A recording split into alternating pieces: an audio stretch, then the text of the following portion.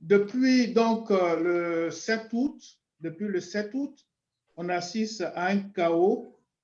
Laurent Gbagbo, lui, parle de catastrophe. Mon image n'apparaît pas. Si, l'image apparaît. OK. Laurent Gbagbo, lui, parle de catastrophe en Côte d'Ivoire. C'est quoi aujourd'hui? Ce sont des assassinats atroces, ce sont des destructions de biens, c'est des emprisonnements. Mais dans ce chaos-là, comme je le disais tantôt, il y a quand même quelques lueurs d'espoir. Je veux en tout cas saluer la libération récente du président Hubert Oulaï, président du comité de contrôle du Front populaire ivoirien. Je fais allusion à cette libération parce que dernièrement, avec Oulaï, c'était le 11 octobre 2020, nous avons fait une conférence en ligne sur la désobéissance civile et ses enjeux démocratiques en Côte d'Ivoire. Mes pensées donc l'accompagnent au moment où il sort de prison, tout comme mes pensées accompagnent tous ceux qui souffrent actuellement dans leur chair en Côte d'Ivoire. Notre pays est à la croisée des chemins. Quelle société voulons-nous bâtir pour nous-mêmes, mais aussi pour nos enfants? Est-ce que nous voulons bâtir une société de mensonges, une société de corruption, une société de violence, une société qui ne respecte pas les lois, qui ne respecte pas la Constitution comme nous le propose Ouattara, ou au contraire, est-ce que nous voulons bâtir un État de droit, un État démocratique? Et s'agissant même de la démocratie, quelle démocratie voulons-nous?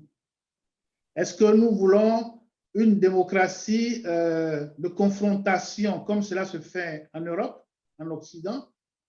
Ou au contraire, est-ce que nous voulons bâtir une démocratie, inventer une démocratie qui s'enracine dans nos valeurs de recherche permanente du consensus à travers ce qu'on appelle la palabre à l'africaine?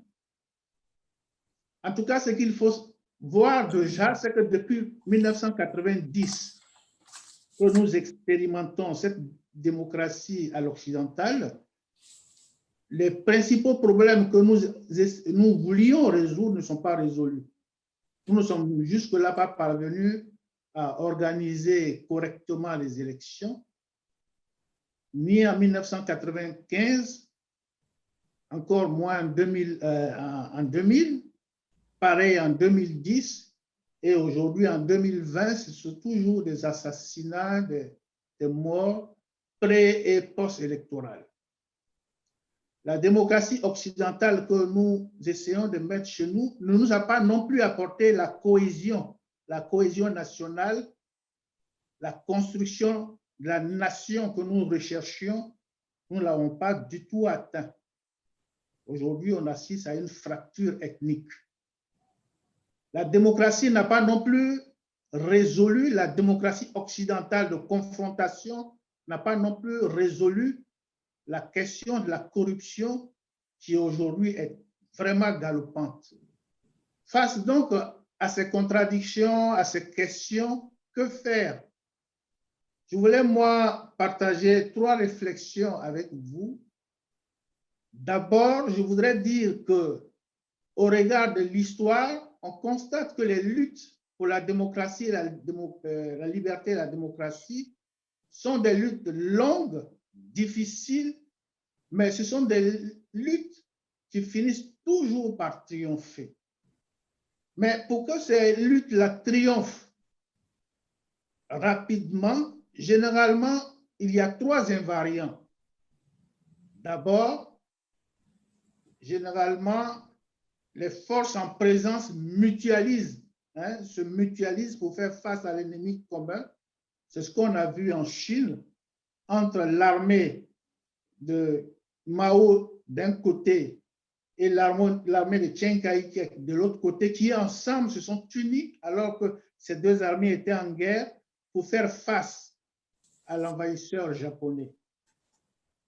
Ces luttes, pour qu'elles triomphent rapidement, doivent également s'adosser au peuple.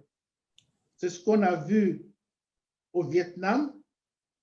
il y avait certes les Viet Cong, mais les Vietnamiens eux-mêmes, dans leur bas-fond, étaient des combattants en puissance qui rapidement suppléaient les Viet Cong. L'autre élément qui fait que cette lutte-là triomphe, c'est que chacun, là où il est, doit accepter de jouer son rôle, sa partition. J'avoue personnellement que j'ai été un peu dérangé lorsque j'ai vu la raillerie qu'on a voulu faire au président Bédié lorsqu'il a accepté d'aller rencontrer M. Ouattara. Je pense que dans ce type de combat, il faut se faire confiance. Il faut surtout faire confiance à ceux qui sont au-devant de nous. Je pense aussi que la diaspora a un rôle important à jouer, d'abord en termes d'information, de relais de l'information. La diaspora doit également mener la contradiction lorsque des soutiens à M. Ouattara, on observe des soutiens à M. Ouattara, c'est dernièrement ce qu'on a vu avec M. Le Drian, mais même aussi avec M. Macron. Nous devons nous donner des tribunes pour mener la contradiction. On a souvent parlé de cotisation. Effectivement, la diaspora doit soutenir la lutte sur place là-bas. Moi-même, en son temps, j'avais fait une lettre circulaire et je sais que vous, à Lyon, vous avez fait l'effort de participer à cette contribution et je voulais en tout cas vous en remercier. Et je pense qu'en son temps, la direction du parti saura vous dire merci. La deuxième réflexion que m'inspire ce thème, c'est que je pense que cette lutte doit capitaliser l'expérience du Front populaire ivoirien, mais aussi l'expertise du Front populaire ivoirien. Les leaders du Front populaire ivoirien sont dans ce combat-là, généralement depuis 1970. Nous avons connu la période de la clandestinité, nous avons connu la période de la semi-clandestinité, nous avons connu la transition et le régime Bédié, nous avons connu la junte militaire, nous avons connu la longue période, n'est-ce pas, de rébellion. Tout cela, ça fait de l'expérience qu'il faut capitaliser. Et cette expérience-là, justement, a forgé une certaine expertise qu'il faut aussi capitaliser. Je voulais faire un clin d'œil sur une situation, justement en rapport avec cette expertise dont je parle, non pas pour alimenter une quelconque polémique. Concernant la transition, c'est au soir donc des élections, le 31 juin, que la vice-présidente Simone Eïvé a fait allusion à la transition. Le lendemain, nous nous sommes retrouvés en réunion en secrétariat général au siège du parti pour, entre autres, en discuter. Et ce que le Front populaire ivoirien avait retenu à ce secrétariat général, c'était de dire que oui, la transition est une belle idée, mais il faut la préparer.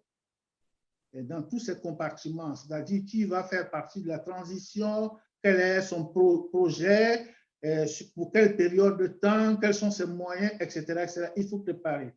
Deuxièmement, on a dit, si tout de suite on annonce la transition, M. Ouattara va nous tomber dessus. Donc, il ne faut pas lui donner les moyens de nous tomber dessus.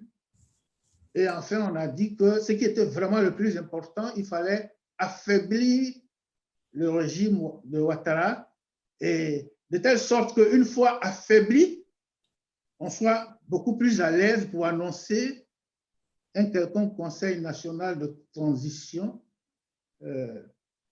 Malheureusement, quand un peu plus tard, vers les 11h midi, nous sommes allés à la réunion sur le président Bédié, nous n'avons pas su convaincre de notre position, qui est en fait la position que le FPI a toujours adoptée. Le président Gbagbo nous a enseigné doucement, doucement, nous sommes pressés.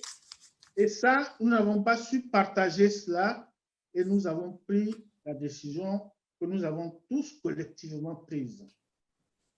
La troisième réflexion que m'inspire ce thème, c'est que personne d'autre, je pense, ne viendra mener le combat actuel des Ivoiriens à notre place. La France ne défend pas les intérêts des Ivoiriens. Elle ne défend pas du tout notre constitution. Elle ne défend pas, en tout cas, notre démocratie. Elle ne défend pas notre bien-être. C'est la première chose que je voulais dire. La deuxième chose, c'est que la France, elle cherche toujours à maximiser ses intérêts de court terme. Et la troisième chose, c'est qu'à court terme, la souveraineté de la Côte d'Ivoire, la paix en Côte d'Ivoire, cela n'arrange pas du tout les intérêts français. Il faut vraiment qu'on se dise ces choses-là pour savoir mener notre combat. Je voudrais terminer en disant ceci. Plus haut, j'ai dit que la Côte d'Ivoire était à la croisée des chemins. C'est vrai, la Côte d'Ivoire est à la croisée des chemins. Mais à cette croisée des chemins, nous savons exactement où nous voulons aller. Et je ne sais pas si vous suivez comme moi la série web Série et Sori. C'est une série web qui apparaît depuis quelque temps. C'est deux jeunes intellectuels ivoiriens, l'un qui joue le rôle, n'est-ce pas, de la vie dans les Baka. L'un, Série, est chauffeur de Baka, l'autre, Sori, est balanceur de Baka. Série est musulman, Sori est catholique. Les deux travaillent ensemble très durement, très difficilement. Ils travaillent en parfaite harmonie et on voit au-delà tout le travail, mais aussi toute la convivialité. Je voulais dire que c'est cette société vers laquelle la Côte d'Ivoire veut aller. C'est-à-dire où la religion n'est pas un problème. Série et Sori cohabitent très bien, où l'ethnie n'est pas un problème. Série qui est de l'ouest et Sori qui est du nord cohabitent très bien. Tout le monde travaille très dur et on est tous dans la joie. C'est cette société vers laquelle on veut aller. Mais comment est-ce que nous devons y aller? Alors, en 1991, c'était Anaki, je crois, qui parlait d'assaut final. Alors, je ne sais plus si c'est en 90 ou en 91, mais un peu plus tard, le président Gbagbo, lui, il préférera la démarche du crabe. Ce qu'il disait, il disait que le crabe, pour aller d'un point A à un point B, il ne va jamais directement. Tantôt, il va aller à gauche, tantôt à droite. Il va en tout cas procéder par zigzag successifs, mais il finit toujours par atteindre son objectif. Je vous remercie.